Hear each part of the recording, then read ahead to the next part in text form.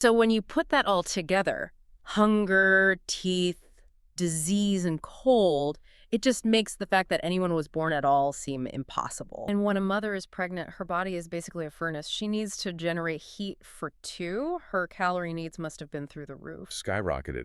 And at the same time, she's battling these four constant, interwoven existential threats that her research kept highlighting. First, and maybe the most constant anxiety, was famine.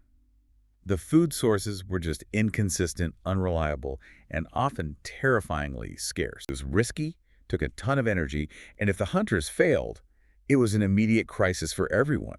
And a pregnant woman needs exponentially more calories. Right, not just to survive the cold herself, but to sustain a developing fetus. If the tribe went hungry for just a few days, the mother and baby were already in deep trouble. These animals did not see humans as the top of the food chain. They saw us as protein. So, mammoths, cave bears. Terrifyingly huge cave bears, giant wolves, saber-toothed cats. These environments were teeming with massive carnivores, which meant constant vigilance, constant fear. Even if you were 8 months pregnant. It didn't matter. The decision to run or the inability to run could be fatal in an instant. The third one was biological and often silent.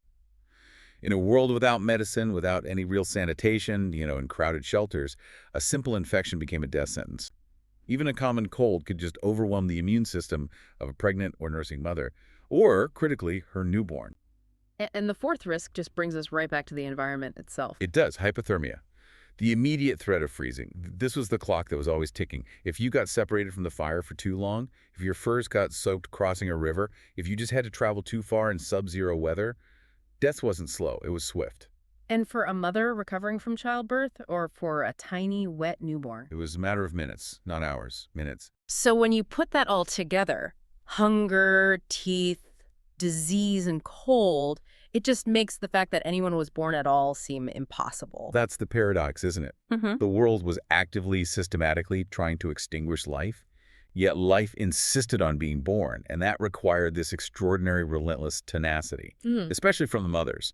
They weren't just surviving, they were literally fighting the planet for the right to exist. It's astonishing. A successful birth wasn't luck. It was a daily negotiation with death. Every single day.